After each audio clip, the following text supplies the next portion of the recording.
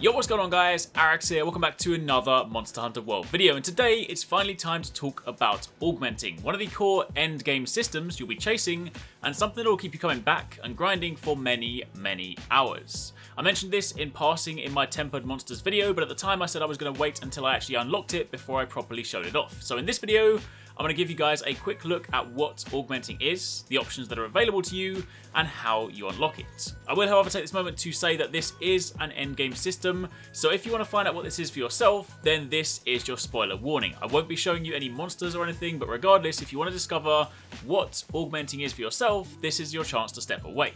Of course, if you do enjoy the video, then a like would be super appreciated, and be sure to comment down below and let me know if you guys have any questions. But assuming you're still here, then let's start with what exactly is Augmenting. Well, if any of you played Monster Hunter 4 Ultimate, then the closest comparison would be weapon honing, only this goes much deeper. This is a dream come true for min-maxers and people that want a little bit more control over their build or that little extra bit on top of their mix set. Augmenting allows you to augment your weapons with additional bonuses and also augment your gear to allow you to upgrade it further.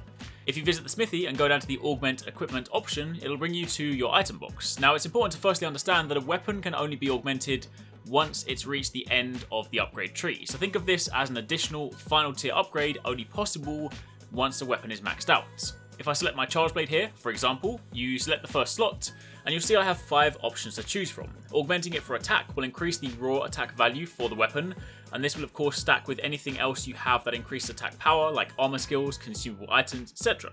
Augmenting for affinity will allow you to add 10% affinity on top, again of course stacking with any armor skills or items you might be using. Defense adds 10 points of defense and also adds a chance to reduce the damage taken when you're hit.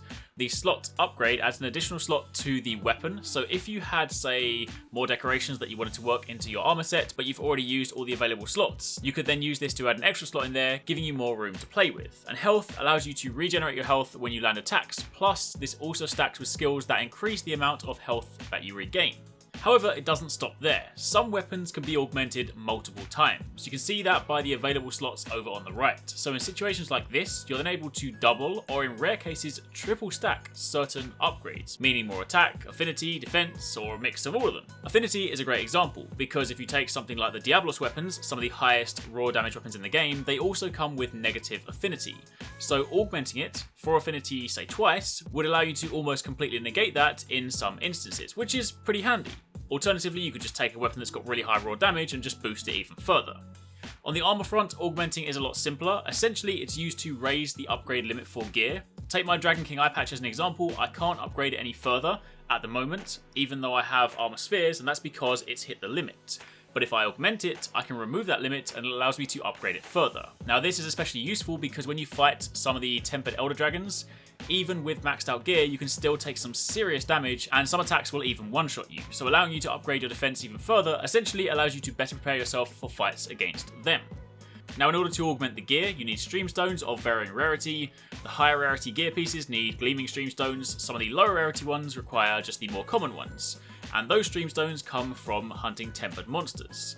Meanwhile, to augment your weapons, on top of the gleaming streamstones, you also need the weapon-specific ones. For example, the charge blade needs a hero's streamstone axe, which can be used for either charge blade or switch axe.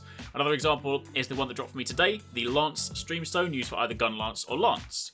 Now these parts here, these are super rare, and again, they drop from tempered elder dragons, so not only is this going to have you farming for a rare item, that rare item is also weapon specific, so even after X number of hunts, it might not even drop for your weapon, so this is going to keep you grinding.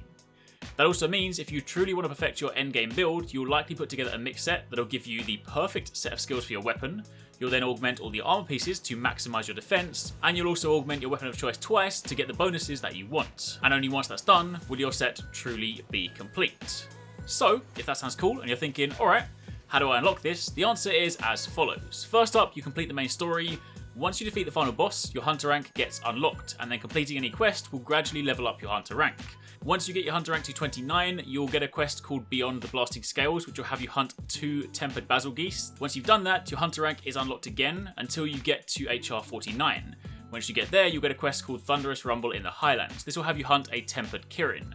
After this, your hunter rank is unlocked again, and now you've unlocked the 3rd tier of tempered monsters. When you complete the game, you'll have access to the 1st tier, monsters like Tobikadachi, Puke, Baroth, etc. And after Basilgeuse, you get tier 2, so things like Orogaron, Basil himself, and the others. And tier 3 are the tempered elder dragons. Now, if you want to know more about tempered monsters specifically, I'll link you to my video on them down below.